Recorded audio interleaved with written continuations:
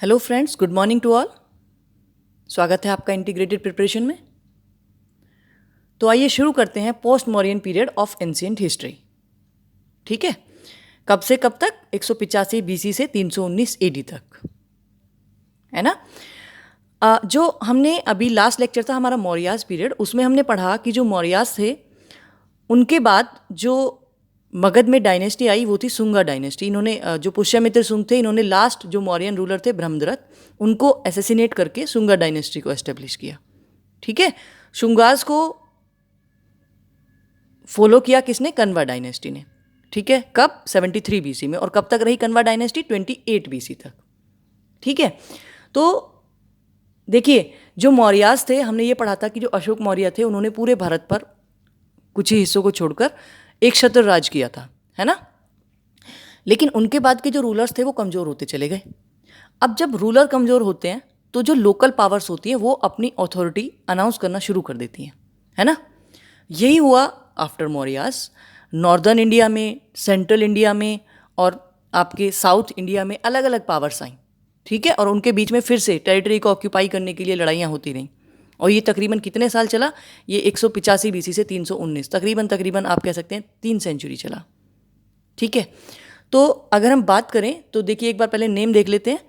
Northern India में इनके जो सक्सेसर्स थे मौर्यास के वो कौन थे? शुंगा और कन्वा। अगर हम डेक्कन और सेंट्रल इंडिया की बात करें तो सातवाहन डायनेस्टी थी।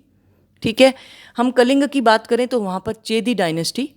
फॉरेन रूलर्स में अगर हम देखें तो इंडो ग्रीक्स, शकाज, पार्शियंस और कुशान्स आए। ठीक है, और ऐसे ही साउथ इंडिया में चोल, चेर और पांड्या, ये 3 किंगडम्स थे। ठीक है, अब इन सब के बारे में हम एक एक करके पढ़ेंगे, लेकिन आगे बढ़ने से पहले मैं आपको एक मैप दिखाना चाहती हूँ जिसमें आप इन सब डायनेस्टीज़ की टेरिटरी को एक बार देख लेंगे तो समझना थोड़ा इजी होगा। ठीक है, तो ये देखिए फ्रेंड्स, ये जो आपका ये वाला जो एरिया है ये शकाज का एरिया है ना। ऊपर वाला जो एरिया है देख रहे हैं आप, तकरीबन यूपी इन्होंने पूरी कवर कर रखी है, सारनाथ, वाराणसी के आसपास। ठीक है, और पीछे आपका अफगानिस्तान वाला ईरान तक का एरिया, ये आपका किसका है? कनिष्क का। ठीक है, ये नीचे वाला पर्पल कलर में जो आपको दिखाया हुआ है सातवाहन डायनेस्टी का एरिया है। उसके बाद नीचे आप साउथ में देखते हैं 3 किंगडम, चोल, चेर और पांड्या। ठीक है, उसके अलावा देख सकते हैं आप ये यहाँ पर पोर्ट डेवलप हो गए थे उस समय, भरोच, सोपारा, है ना। ये चेराज की किंगडम में था, मुजरिस। ठीक है, ये पुहार जो एक पोर्ट है ये चोलाज की किंगडम में था। ठीक है, दरअसल फ्रेंड्स उस समय ट्रेड डेवलप हो गया था, है ना। तो यहाँ से भरोच से और सोपारा से यहाँ पर जो शिप्स थे वो इधर जाते थे आपके वेस्टर्न एशिया की तरफ, यूरोप की तरफ। ठीक है, ऐसे ही आपका यहाँ से पुहार से जाते थे ईस्टर्न, इधर साउथ ईस्ट एशिया की तरफ। ठीक है, तो ये सब कुछ पढ़ेंगे अभी हम। तो नॉर्दर्न इंडिया तो हो गया। देखिए नॉर्दर्न इंडिया में मगध में स्पेशली सुंगा और कन्वा डायनेस्टी थी, मौर्यास की सक्सेसर। ठीक है, उसके बाद हम डेक्कन और सेंट्रल इंडिया की अगर बात करें तो सातवाहन डायनेस्टी आई। कब आई? 60 बीसी से 225 एडी का जो पीरियड था, देख रहे हैं आप। ये कन्वास जो थे उस समय कन्वास भी रूल कर रहे थे। 73 से 28 बीसी बताया था ना मैंने आपको। ये कब आए हैं? ये 60 बीसी में आए हैं। ठीक है, ये देखिए जितना आप आपस में रिलेट करके पढ़ेंगे उतना समझना चीज़ों को आसान होगा। अच्छा, जो सातवाहन डायनेस्टी है इनको हमारे पुरानाज में आंध्रा बोला गया है। ठीक है, ये एस्टेब्लिश की थी सिमुका ने। Simuka was the first ruler. ठीक है, किसको एसेसिनेट करने के बाद? जो कन्वा किंग थे एक सुशर्मा, उनको एसेसिनेट करने के बाद में। थर्ड रूलर हुए हैं इस डायनेस्टी के सतकर्णी, इन्होंने अपनी टेरिटरी को एक्सपेंड किया। ठीक है, उसके बाद 17th रूलर हुए हैं हाला, इन्होंने एक बुक लिखी थी गाथा सप्तशती, ये प्राकृत लैंग्वेज में थी और इसकी theme was based on love. ठीक है, नेक्स्ट जो इसके 23rd रूलर हुए हैं वो हैं गौतमी पुत्र सतकर्णी। ठीक है, दरअसल इन्होंने एक शका रूलर थे नहापना, उनको डिफीट किया था, हराया था उन्हें। ठीक है, देखिए सातवाहन और शकास बिल्कुल कॉन्टेम्पोररी हैं। ठीक है, देखिए इनका टाइम पीरियड भी 1st सेंचुरी से आपका 2nd सेंचुरी। ठीक है, तो इनमें लड़ाइयाँ होती रहती थी आपस में टेरिटरी ऑक्यूपाई करने के लिए। तो यहाँ पर अगर क्वेश्चन आता है कि भाई आपका जो नहापना जो रूलर हुए हैं शका डायनेस्टी से, इनको किस सातवाहन डायनेस्टी के रूलर ने हराया? तो आंसर होगा गौतमीपुत्र सतकर्णी। ठीक है, उसके बाद 24th जो रूलर हुए हैं इनके वैशिष्टि पुत्र श्री सतकर्णी, इन्होंने रुद्र दमन की जो बेटी थी उनसे मैरिज की। ठीक है, रुद्रदमन कौन थे? ये भी एक शका रूलर थे। और इस मैरिज के बाद में ही शकास और जो सातवाहनास थे इनके बीच में रिलेशन थोड़े ठीक हुए। ठीक है, उसके बाद इनके 30th और लास्ट रूलर हुए हैं पुलामावी, है ना। पुलामावी इसके बाद में पुलामावी के बाद में इक्ष्वाकु डायनेस्टी यहाँ पर एस्टेब्लिश हो गई थी 3rd सेंचुरी AD में। ठीक है, अब कुछ खास बातें हैं सातवाहनास के बारे में। देखिए, they were first to issue land grants to Brahmins, या फिर जो बुद्धिस्ट मॉन्क्स हुआ करते थे उनको ये लैंड ग्रांट दे दिया करते थे। ठीक है, लैंड दे दिया करते थे ऐसे ही दान में, जो आगे चल के इनकी किंगडम का विनाश होने का कारण भी बना, है ना। देखिए, जब तक आपके हाथ में पावर है तब तक आपको उस लैंड से टैक्स मिलेगा, अगर वो लैंड आपने किसी को दी हुई है ना। लेकिन जैसे ही आपके हाथ की पावर ख़त्म होती है, आपकी पावर लूज पड़ती है, सामने वाला उस प्रॉपर्टी पर कब्जा कर लेता है अपना, है कि नहीं। तो यही हुआ सातवाहनास के साथ में भी। ठीक है, अच्छा, इन्होंने कॉइन्स जो इशू किए वो लेड, पॉटिन, कॉपर और ब्रॉन्ज के किए। ठीक है, इनमें आप इनके नाम में देख भी रहे होंगे, गौतमी पुत्र, वैशिष्टि पुत्र। इनमें एक प्रथा थी कि ये अपनी मदर का नाम ना अपने नाम के पहले लगा लिया करते थे। ठीक है, इनकी ऑफिशियल लैंग्वेज क्या थी? प्राकृत, राइट। अब अगर हम कलिंगा की बात करें, वही कलिंगा जिसको अशोक मौर्य ने जीता था, है ना, वहाँ पर मौर्यास के बाद में चेदी डायनेस्टी आई। ठीक है, कब? 1st सेंचुरी BC में। चेदी डायनेस्टी के एक रूलर थे खारवेल, ये वहाँ उसके 3rd रूलर थे। ठीक है, और ये पैट्रॉन थे जैनिज्म के, जो जैनिस्ट मॉन्क्स हुआ करते थे उनके लिए इन्होंने काफ़ी उस समय गुफाएं खुदवाई थी। ठीक है, जिनमें से उड़ीसा में उदयगिरी पहाड़ियों पर एक गुफा है हाथी गुम्फा, उसमें एक अभिलेख लिखा हुआ है जिसको हम हाथी गुम्फा इंस्क्रिप्शन बोलते हैं। तो उस इंस्क्रिप्शन में इस डायनेस्टी के बारे में सब कुछ पता चलता है, चेदी डायनेस्टी के। ठीक है, और उसी इंस्क्रिप्शन में जो आपका ये जो हुआ है, क्या नाम है, जो कलिंगा वॉर हुआ था उसके बारे में भी बहुत कुछ लिखा हुआ है। ठीक है, तो ये थे हमारे नॉर्दर्न इंडिया में नेटिव रूलर्स जो इंडिया के ही थे। अब बात करते हैं फॉरेन रूलर्स की। ठीक है, कहाँ से आते थे? नॉर्थ वेस्टर्न जो फ्रंटियर है इंडिया का, उधर की तरफ से आते थे। फिर से वही बात, क्यों आए? क्योंकि रूलर्स वीक हो गए। तो पहले जो रूलर थे, फॉरेन रूलर्स थे, वो आए इंडो ग्रीक्स। ठीक है, अब ये इंडो ग्रीक कौन थे? मैंने आपको बताया था कि जो अलेक्जेंडर था, जब उसने इधर टेरिटरी जीत ली थी तो अपनी जीती हुई टेरिटरी में वो कुछ अपने गवर्नर्स छोड़ के गया था, है ना। तो जो वो गवर्नर्स थे उन्होंने जो लोकली जो लोग हुआ करते थे उन्हीं से मैरिज अलायंसेस किए, तो उनके जो डिसेंडेंट थे देवर इंडो ग्रीक्स। ठीक है, तो इन्हें मौका मिला इंडिया में अटैक करने का 1st से 2nd सेंचुरी BC में। ठीक है, जो इनका टाइम पीरियड रहा है। जो इंडो ग्रीक्स हैं इनमें मोस्ट फेमस जो रूलर था वो था मिनेंद्र। 165 BC से 145 BC मिनेंद्र का टाइम पीरियड था। मैंने आपको बताया था मिनेंद्र एक जब हम बुद्धिज्म टेक्स्ट पढ़ रहे थे तो उसमें मिनेंद्र का डिस्कशन हुआ था, एक बुद्धिस्ट मॉन्क थे नागासेन। ठीक है, उनके साथ में तो मिनेंद्र ने बहुत सारे क्वेश्चन पूछे थे, और जो भी क्वेश्चन पूछे थे वो क्वेश्चंस और आंसर एक बुक लिखी गई थी मिलिंद पन्हो। ठीक है, उस बुक में डिस्क्राइब्ड है, राइट। अच्छा, ये जो इंडो ग्रीक्स थे they were first to issue gold coins. लेकिन अगर गोल्ड कॉइन्स को वाइड स्केल पर किसी ने इशू किया, ठीक है, तो वो कौन थे? Kushans, right. तो जो ये इंडो ग्रीक्स इंडिया में आए तो इनके आने का क्या इफेक्ट रहा? तो उस समय हमारे यहाँ पर जो गांधार वाला एरिया था, पाकिस्तान और अफगानिस्तान वाला एरिया, वहाँ पर एक स्कूल ऑफ आर्ट डेवलप हुआ जिसको हम गांधार स्कूल ऑफ आर्ट बोलते हैं। ठीक है, इस गांधार स्कूल ऑफ आर्ट में क्या स्पेशल फीचर थे कि ये कुछ ग्रीक फीचर्स थे। जैसे ये लोग बुद्धिज्म की, अगर बुद्ध की स्टैचू बनाते थे तो उसमें जो बुद्ध के कपड़ों में प्लेट्स दिखाते थे वो ज़्यादा होती थी, बुद्ध के हेयर्स ज़्यादा कर्ली दिखाए होते थे, यही सब कुछ ग्रीक फीचर्स हैं। ठीक है, तो हमारे यहाँ पर इनका जो इफेक्ट रहा यही था कि Gandhara school of art develop हुआ। ठीक है, नेक्स्ट अगर हम बात करें तो अगले जो फॉरेन रूलर्स थे वो थे शकास। ठीक है, शकास कब से कब तक यहाँ पर रहे? 1st सेंचुरी BC से 4th सेंचुरी AD। ठीक है, इन्होंने रिप्लेस कर दिया था इंडो ग्रीक्स को। और एक्चुअली में जो शकास थे ना, they were ruling at 5 different seats in India. ठीक है, और इन 5 सीट्स में जो सबसे ज़्यादा पावरफुल थी वो कौन सी थी? जो वेस्टर्न इंडिया में जो रूल कर रहे थे, राइट।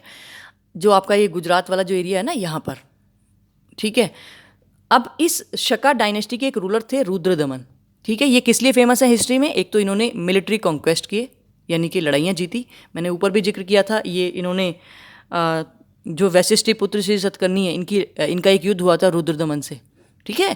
रुद्रदमन ने इनको 2 बार हराया था, है ना। लेकिन देखिए फिर इन्होंने शादी कर ली वैशिष्ठी पुत्र सतकर्णी ने रुद्रदमन की बेटी से, उसके बाद इनके रिलेशन ठीक हो गए। दूसरा, एक सुदर्शन लेक है गिरनार में, गुजरात में, उसको इन्होंने रिपेयर किया था, ठीक है। अच्छा, इस लेक को बनवाया किसने था? मैंने आपको बताया था पिछले लेक्चर में, मौर्य डायनेस्टी में इस लेक को बनवाया था चंद्रगुप्त मौर्य ने, सिंचाई के लिए, ठीक है। तो अब अगर आ जाए कि इसी सुदर्शन लेक को रिपेयर किसने कराया? ये कराया रुद्रदमन ने। कौन से थे रुद्रदमन? ये शका रूलर थे, ठीक है। और ये सब कुछ मेंशन कहाँ है? ये जूनागढ़ में एक इंस्क्रिप्शन मिला है, जूनागढ़ इंस्क्रिप्शन बड़ा फेमस, उसमें लिखा हुआ है, ठीक है। अच्छा, यही जब टाइम पीरियड था 58 BC का, तो ऐसा माना जाता है कि उज्जैन में एक किंग थे विक्रमादित्य, उन्होंने बड़ी सक्सेसफुली फाइट की सकाज के साथ में, और इसी उत्सव में उन्होंने विक्रम संवत स्टार्ट की थी, ठीक है। तो अगर आपसे कोई पूछे कि विक्रम संवत कौन से सन में स्टार्ट हुई, तो आप कहेंगे 58 BC में, राइट। अब हम बात करते हैं नेक्स्ट जो रूलर थे पार्शियंस, ठीक है। कहाँ से आए थे? पर्शिया। पर्शिया कौन सी जगह थी? ईरान वाली। अच्छा, पहला पर्शिया रूलर कौन था जो इंडिया में आया था? बताइए। जब हमने ईरान का इन्वेजन किया था अलेक्जेंडर के इन्वेजन से पहले, मैंने आपको बताया था डरायस, है ना। तो उसके बाद देखिए फर्स्ट सेंचुरी BC से फर्स्ट सेंचुरी AD पार्शियंस का पीरियड रहा, नॉर्थ वेस्टर्न इंडिया में आए, और शकाद से बहुत थोड़े इन्होंने एरिया में रूल किया। जो गोंडो फर्नेस हैं, ये एक बड़े ही फेमस पार्शियन रूलर रहे हैं, ठीक है। इनके टाइम पीरियड में सेंट थॉमस इंडिया में आए थे टू प्रोपेगेट क्रिश्चियनिटी। अब देखिए, जो जीसस क्रिस्ट का बर्थ है वो हम कब मानते हैं? जब फर्स्ट सेंचुरी BC खत्म हुई और फर्स्ट सेंचुरी AD स्टार्ट हुई, है ना। तो यहाँ हम मानते हैं कि जो जीसस क्रिस्ट है उनका बर्थ हुआ, और उसके बाद का जो टाइम पीरियड है उसी को तो हम एनो डोमिनी में मेजर करते हैं, ठीक है। तो इस यहाँ पर जब जीसस क्रिस्ट का बर्थ हुआ तो उनके जो फॉलोअर्स थे उनको कहा जाने लगा क्रिश्चियंस, ठीक है। अच्छा, कहाँ ये बर्थ हुआ? जेरूसलेम नाम की जगह में। कहाँ है जेरूसलेम? जो इज़राइल की कैपिटल है। इज़राइल आप जाकर देखिए मैप में, इज़राइल और पैलेस्टीन का वॉर अभी भी चर्चा में रहता है लगातार, ठीक है। तो वहाँ पर जन्म हुआ था जीसस क्रिस्ट का, इसीलिए तो क्रिश्चियंस के लिए होली है ये साइट, पवित्र मानते हैं ना इस साइट को, जेरूसलेम को, ठीक है। उसके बाद जो क्रिश्चियनिज्म है ना वो स्प्रेड हो गया पूरे यूरोप में ऑलमोस्ट, ठीक है। वहाँ पर रोमन एम्पायर हुआ करता था वहाँ पर। तो इंडिया में क्रिश्चियनिटी को प्रोपेगेट करने कौन आया? Saint Thomas, right. तो नेक्स्ट जो डायनेस्टी इंडिया में एस्टेब्लिश हुई दैट वाज कुषाण डायनेस्टी, ठीक है। टाइम पीरियड इनका फर्स्ट सेंचुरी AD से थर्ड सेंचुरी AD, राइट। अच्छा, उस समय सेंट्रल एशिया में 5 येउची क्लेन थे। सेंट्रल एशिया वाला रीजन जो आपका ये उज्बेकिस्तान, ईरान, इराक वाला जो है, ठीक है। इन्हीं क्लैंस में से एक था कुशान्स, ठीक है। और पहली जो कुषाण डायनेस्टी थी वो किसने एस्टैब्लिश की? कडफसीस I ने। ये जो अब हम बात करेंगे कुषाण डायनेस्टी की, ये सेकेंड कुषाण डायनेस्टी है, ठीक है। और किसने एस्टैब्लिश की? कनिष्क ने। कैपिटल इनकी पुरुषपुर और मथुरा। ये जो पुरुषपुर है दिस वाज पेशावर, जो अभी पाकिस्तान में है, ठीक है। अच्छा, कनिष्का ने एक संवत स्टार्ट किया था, शका संवत। कब? 78 AD में, ठीक है। कनिष्का का जो टाइम पीरियड रहा है 78 AD से 101 AD है। तो शक संवत की स्टार्ट किसने किया? कनिष्का ने, ठीक है। इस शक संवत को हमारी गवर्नमेंट ऑफ इंडिया यूज़ करती है। जैसे हम जो हमारा कैलेंडर होता है ना जिसमें शक संवत के अकॉर्डिंग होता है, जिसमें हम 1 चैत्र से महीना शुरू करते हैं, ठीक है। तो अगर बात करें, देखिए ग्रेगोरियन कैलेंडर वो कैलेंडर जिसको हम सभी फॉलो करते हैं अभी 1 जनवरी से जो शुरू होता है, ठीक है। उससे 57 BC में, मैंने अभी बताया आपको, विक्रम संवत स्टार्ट हुआ था, विक्रमादित्य जी ने स्टार्ट किया था, तो इससे 57 साल पहले। और शक संवत कब स्टार्ट हुआ है? 78 AD में, यानी कि इससे 78 साल बाद, ठीक है। तो अब ही चल रहा है 2021, कौन से कैलेंडर के अकॉर्डिंग? ग्रेगोरियन कैलेंडर के अकॉर्डिंग। तो अगर मैं आपसे बात कहूँ कि 2021 को अभी आप शक संवत में चेंज करो, शक संवत के अकॉर्डिंग कौन सा ईयर चल रहा है अभी, तो क्या करेंगे आप? 78 माइनस करेंगे, क्योंकि ये जो 78 ईयर हम इसमें ऐड कर रहे हैं, अगर शक संवत की बात करें तो ये पीछे वाले यहाँ से ईयर शुरू होगा ना हमारा, फिर तो हम 78 ईयर्स को माइनस कर देंगे, ठीक है, तो 2021 में जब 78 माइनस करेंगे तो कितना आएगा? 9043। ठीक है, ऐसे ही अगर मैं आपसे कहूँ कि ये 2021 जो है इसको आप विक्रम संवत में चेंज करो तो क्या करेंगे आप? 57 प्लस करेंगे, क्योंकि जो ईयर है फिर वो यहाँ से स्टार्ट होगा। ठीक है, अब जो ये कनिष्का हैं ये और किस लिए फेमस है कि इन्होंने 4th बुद्धिस्ट काउंसिल ऑर्गेनाइज करी थी। ठीक है, अब देखिए ये जो एक सिल्क रूट है ना, जो अभी चाइना जिसके बारे में बात करता है, one belt one road initiative, जिसके थ्रू चाइना ईस्टर्न एशिया को कनेक्ट करता है यूरोप से, है ना, वो रूट जो है पहले से एग्जिस्टेंस में था। ठीक है, और जो कहाँ से पास करता है? इंडिया के जो नॉर्थर्न वाला एरिया है, पीओके वाला, वहाँ से भी पास करता है। ठीक है, तो चाइना से सिल्क एक्सपोर्ट हुआ करता था उस समय यूरोप को, तो इस रूट पर कब्जा कर लिया था कुषाण ने, क्योंकि कुषाण की टेरिटरी में से होके जाता था कुषाण्स की। ठीक है, तो इनका काफ़ी इनकम होती थी कुषाण्स को। ठीक है, और जो गोल्ड कॉइन्स थे वाइड स्केल पर वो किसने इशू किए? कुषाण्स ने। ठीक है, अब अगर हम कनिष्का की बात करें, कनिष्का के दरबार में बहुत सारे विद्वान थे, जैसे कि परसवा, वाशुमित्र, अश्वघोष जिन्होंने क्या लिखी थी? बुद्धचरिता, नागार्जुन, ठीक है, चरक जिन्होंने चरक संहिता लिखी थी जो मेडिसिन्स के बारे में है, और एक हुए मात्रा। ठीक है, ये तो था नॉर्थ किंगडम्स के बारे में। अब अगर हम साउथ की जो किंगडम थी उनके बारे में बात करें तो देखिए चेरा, मैंने आपको बताया दिखाया था अभी, जो आपका केरल वाला और थोड़ा सा तमिलनाडु भी इन्होंने लिया हुआ था। ठीक है, तो केरा के ये जो एरिया है चेरा, इनकी कैपिटल हुआ करती थी वंजी। राइट, इनके जो ग्रेटेस्ट किंग हुए हैं वो हैं सेनगुतुवन। ठीक है, ये जो चेरा डायनेस्टी थी, इन्होंने एक पटिनी कल्ट यानी पटिनी सेक्ट इन्होंने फाउंड किया था, एस्टेब्लिश किया था, जो वर्शिप किया करते थे कन्नगी की। और ये कन्नगी कौन हुआ करती थी? ये गॉडेस मानते थे इनको, चेस्टिटी की। ठीक है, यानी कि सतीत्व की जो देवी मानते थे इनको। ठीक है, उसके बाद चोलास की बात करें तो चोलास आपके जो मद्रास वाला एरिया है ना, इसमें थे। इनकी कैपिटल हुआ करती थी उर्रेगुर। ठीक है, और ये जो चोलास हैं इनमें एक किंग हुए हैं इलारा किंग। इन्होंने उस समय श्रीलंका को कॉन्क्वेस्ट कर लिया था, जीत लिया था, और तकरीबन 50 साल वहाँ रूल किया था। ठीक है, और ये एक कराईकाल भी एक रूलर हुए हैं, इन्होंने जो पुहार वाला पोर्ट था उसको एस्टेब्लिश किया था। ठीक है, अच्छा, चोलास के पास बहुत अच्छी नेवी थी उस समय, और बाद में चोलास पर अटैक किया था पल्लवास ने। ठीक है, नॉर्थ की तरफ से, तो they were replaced by Pallavas in the later period. अगर हम बात करें पांड्यास की, तो पांड्यास थे चोलास के साउथ में। ठीक है, वेगई नदी के आसपास। तो इनकी जो किंगडम थी ये फेमस थी पर्ल्स के लिए, मोतियों के लिए। इनकी कैपिटल थी मदुरई। ठीक है, और इनका ट्रेड हुआ करता था रोमन्स के साथ में, क्योंकि कुछ रोमन्स कॉइन मिले हैं यहाँ पर। ठीक है, एक अरिका मेडू नाम की जगह है वहाँ पर। ये एक नेंदू जेलियन करके इनके एक किंग हुए हैं। इन्होंने जो कोवलन थे, ठीक है, अभी जो हमने बात करी कोवलन, ये जो कन्नगी थी ना, कन्नगी के हस्बैंड थे कोवलन, इन पर आरोप लगाया था चोरी का। तो कन्नगी ने फिर शाप दे दिया था मदुरई को, और ऐसा बोलते हैं कि जो मदुरई सिटी है ना, ये कर्स में है, जो कर्स कन्नगी ने दिया था। ठीक है, अच्छा, ये जो साउथ वाली किंगडम है इनके बारे में हमको जानकारी मिलती कहाँ से है? तो उस समय का जो लिटरेचर है, तो जो उस समय का लिटरेचर है उसको हम बोलते हैं संगम लिटरेचर। ठीक है, दरअसल ये माना जाता है कि जो संगम लिटरेचर है ना, that is the assembly of Tamil poets. ठीक है, under the patronage of Pandyas. कहाँ पर हुई थी ये असेंबली? मदुरई में चली थी, और ये मानते हैं तकरीबन ऑलमोस्ट 10,000 साल तक चली थी। ठीक है, पहला जो संगम था ये मानते हैं अगस्त्य ने इसको चेयरमैन थे अगस्त्य, और इस संगम को अटेंड किया था गॉड और जो लीजेंडरी सेक्स हुआ करते थे, जाने माने जो ऋषि मुनि हुआ करते थे, उन्होंने। और इस संगम का कोई भी वर्क बचा नहीं है। ठीक है, दूसरा संगम लिटरेचर ये मानते हैं कि उस संगम लिटरेचर का दूसरा जो संगम हुआ था उसका एक बुक बची है जिसका नाम है तोल्कापियम। किसने लिखी थी? तोल्कापियार ने। ये दरअसल तमिल ग्रामर के ऊपर बुक है, तोल्कापियम। ठीक है, थर्ड जो संगम हुआ है उसके कुछ वर्क हैं, जैसे कि एट्टू टोगई और पट्टू पट्टू, ये दोनों नैरेटिव फॉर्म में लिखे हुए हैं। ठीक है, मतलब इनमें कुछ कहानियों के थ्रू कुछ डिस्क्राइब्ड है। और एक और वर्क है दैट इज पटिनेन किला कानाकू। ठीक है, कुछ देखिए तमिल नाम है, थोड़े डिफिकल्ट होते हैं। ये डिडक्टिव फॉर्म में लिखा हुआ है, मतलब कुछ ना कुछ उपदेश दिया गया है। ठीक है, अच्छा, इसी का एक पार्ट है कुराल। इस कुराल को किसने लिखा? तिरुवेल्लुवर ने। और इस कुराल को कहा जाता है बाइबल ऑफ तमिललैंड। ठीक है, अगर हम बात करें एपिक्स की तो सिलापट्टिकरम ये लिखा था इलानगो अडिगल ने।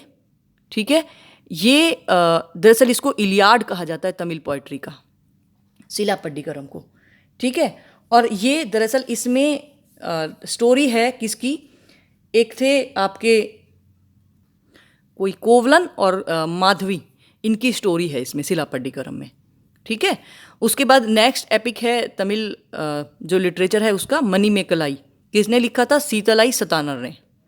ठीक है, इसमें इनकी बेटी है कोई, तो वो बेटी ही का नाम है मणिमेकलाई। ठीक है, ये कोवलन और कन्या, ये जो आपके माधवी थी इनकी बेटी थी, तो उस बेटी के बारे में डिस्क्राइब्ड है, उसकी जो लाइफ थी उसके बारे में डिस्क्राइब्ड है मणिमेकलाई में। ठीक है, तो फ्रेंड्स ये सब कुछ था पोस्ट मौर्यन पीरियड के बारे में। राइट, कैसा लगा आपको पढ़ के, ये कमेंट करके बताइएगा ज़रूर। ठीक है, तो take care, okay, have a good day, thank you.